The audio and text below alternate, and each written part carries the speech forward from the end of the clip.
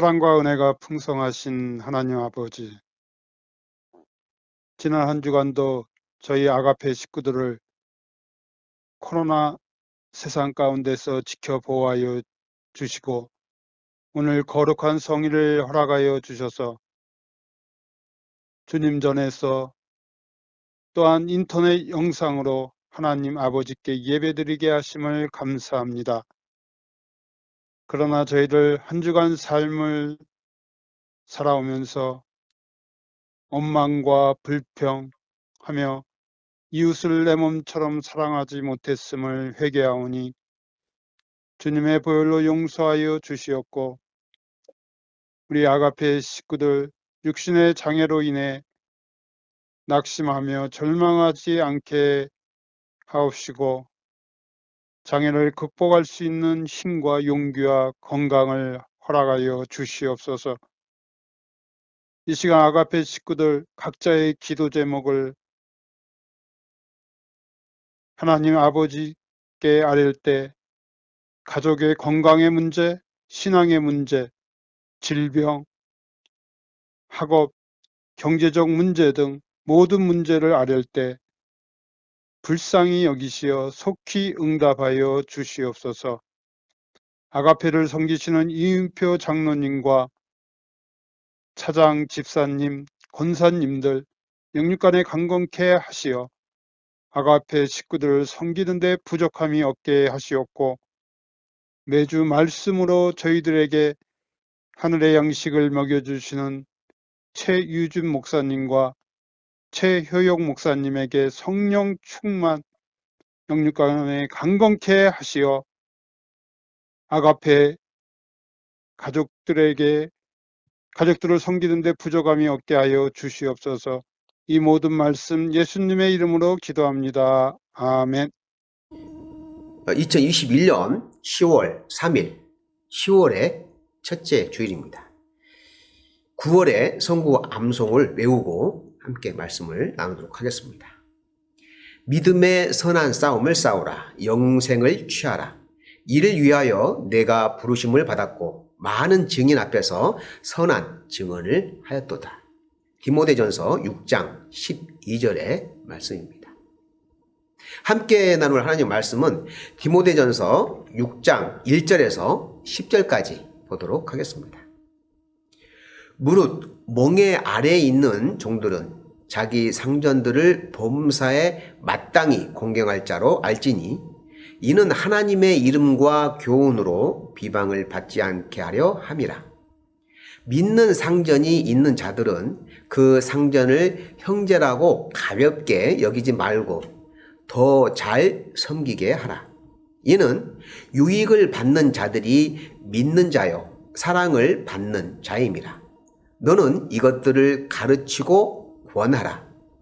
누구든지 다른 교훈을 하며 바른 말 곧 우리 주 예수 그리스도의 말씀과 경건에 관한 교훈을 따르지 아니하면 그는 교만하여 아무것도 알지 못하고 변론과 언쟁을 좋아하는 자니 이로써 투기와 분쟁과 비방과 악한 생각이 나며 마음이 부패해지고 진리를 잃어버려 경건을 이익의 방도로 생각하는 자들의 다툼이 일어나느니라.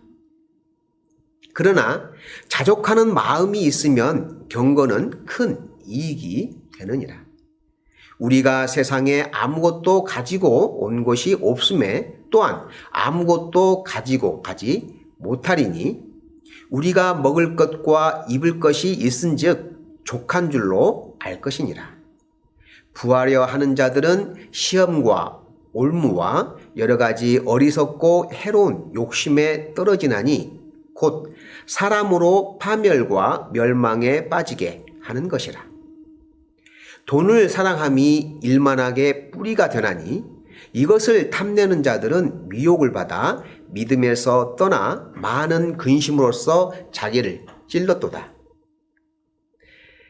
마게도니아에 머물고 있던 사도 바울은 에베소에서 교회를 맡아 섬기고 있는 사랑하는 제자 디모데에게 쓰는 편지에서 다음과 같이 세 가지의 항목을 들어서 권면하고 있습니다.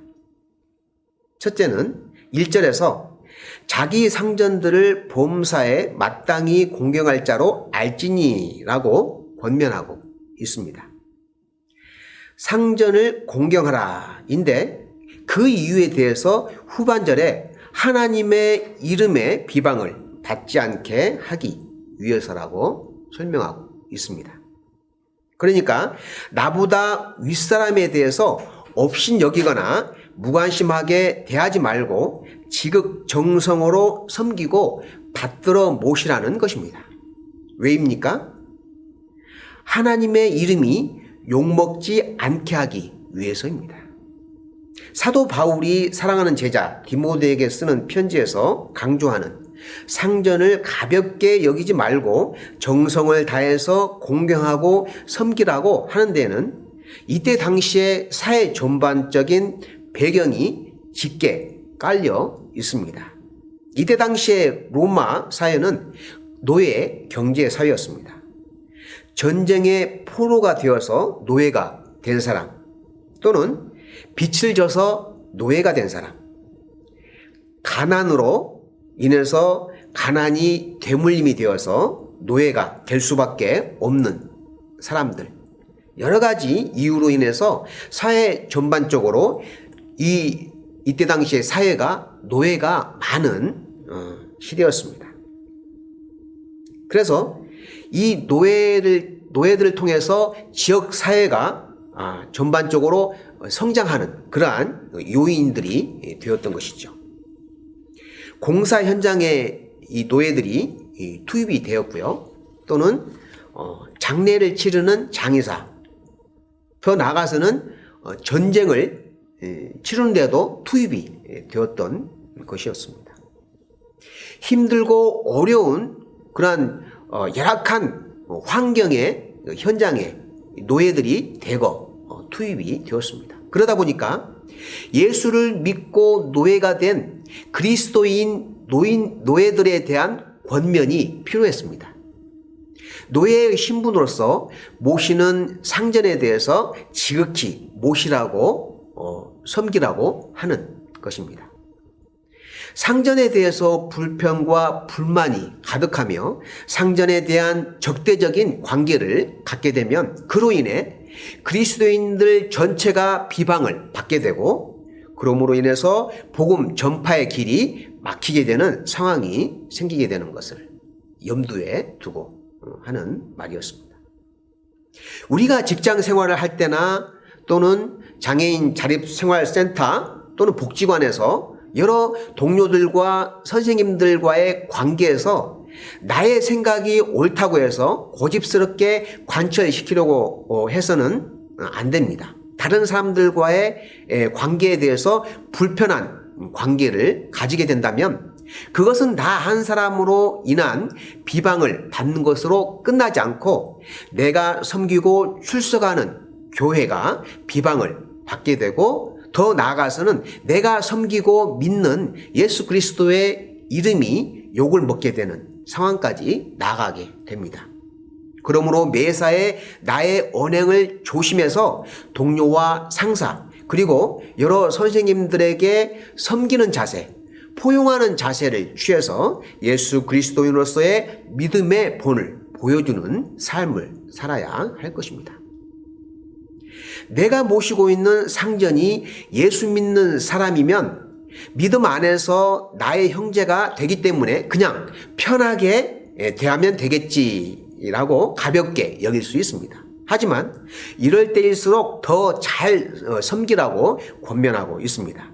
내가 속한 공동체에서 나의 동료나 나의 상사 또는 나의 윗사람에 대해서 제대로 처신하지 못하고 섬기지 못하고 포용하지 못하는 행동은 예수 그리스도의 믿음을 떠난 사람, 다시 말하면 4절에서 교만한 사람이라고 말하고 있습니다.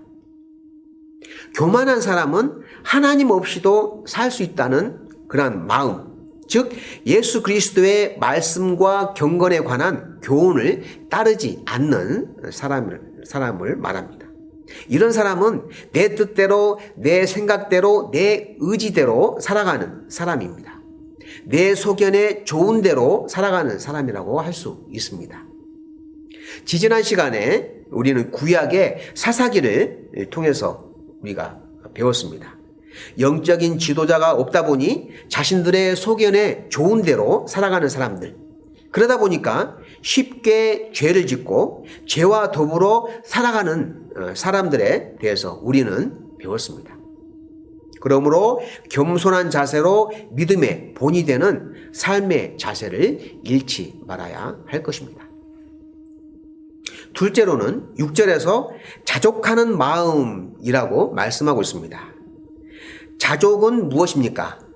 만족하는 것, 지금의 나의 삶의 환경에 만족하는 것, 주어진 것에 대해서 감사하며 기뻐하는 것입니다. 자족하는 마음은 큰 유익이 된다고 말하고 있습니다. 내가 가진 것으로 만족하는 것, 더 이상 욕심을 부리지 않는 것, 이란 것이 해당됩니다. 8절에서 입을 것과 먹을 것만 있으면 족하다고 말하고 있습니다. 사실 그렇습니다. 죄의 원인이 무엇입니까?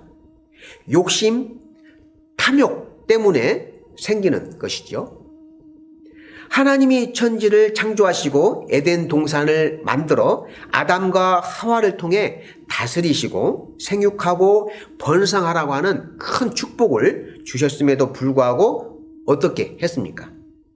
하나님처럼 되려고 하는, 하나님보다 더 높아지려고 하는 교만과 욕심, 탐욕 때문에 죄를 짓고 결국에는 에덴 동산에서 쫓겨났던 것을 우리는 알 수 있습니다. 사도 바울은 빌립보 교회에 보내는 편지에서 이렇게 고백하고 있습니다. 빌립보서 4장 11절 12절에 어떠한 형편에든지 나는 자족하기를 배웠노니 나는 비천에 처할 줄도 알고 풍부에 처할 줄도 알아 모든 일 곧 배부름과 배고픔과 풍부와 궁핍에도 처할 줄 아는 일체의 비결을 배웠노라 라고 말하고 있습니다.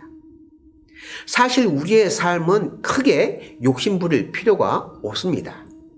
우리의 생명의 근원이 되시는 하나님께 모든 것을 맡기고 하나님께서 공급해 주시는 일용할 양식으로 살아가면 됩니다. 그 누구보다 나의 필요와 나에 대해서 잘 알고 계시기 때문에 가장 좋은 것으로 풍족하게 주실 것을 믿는 것입니다. 셋째는 부하려 하는 자라고 말씀하고 있습니다. 다시 말하면 돈을 사랑하는 자로 표현할 수가 있을 것입니다. 이런 사람은 파멸과 멸망이 있을 것이라고 말하며 결국 믿음에서 떠나게 된다고 말하고 있습니다. 돈은 사랑의 대상이 아닙니다. 활용의 대상입니다. 수단의 대상입니다. 사랑의 대상은 아닙니다. 사랑의 대상은 사람입니다. 돈을 사랑하는 것이 일만하게 뿌리가 된다고 말씀하고 있죠. 그렇습니다. 요즘 온 나라를 시끄럽게 하는 경기도 성남의 대장동 개발 비리 문제는 돈을 쫓아가는 사람들의 잘못된 집착에서 생겨난 문제들입니다.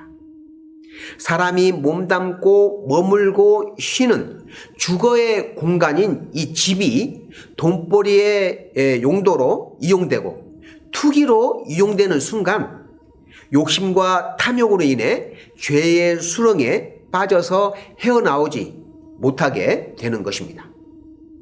우리는 돈을 땀 흘려 열심히 벌어야 되겠지만 돈을 쫓아가고 돈에 집착하는 어리석은 사람이 되어서는 안 되겠습니다. 그렇다면 돈을 어떻게 활용해야 할까요? 돈을 어떻게 써야 할까요? 성경은 돈의 값어치에 대해서 자세하게 설명하고 있는 내용이 누가복음 21장에서 친절하게 설명해 주고 있습니다. 가난한 과부의 헌금인데요. 예수님께서 성전 입구에서 여러 사람들이 헌금함에 돈을 넣고 성전에 들어가는 것을 보고 계셨습니다.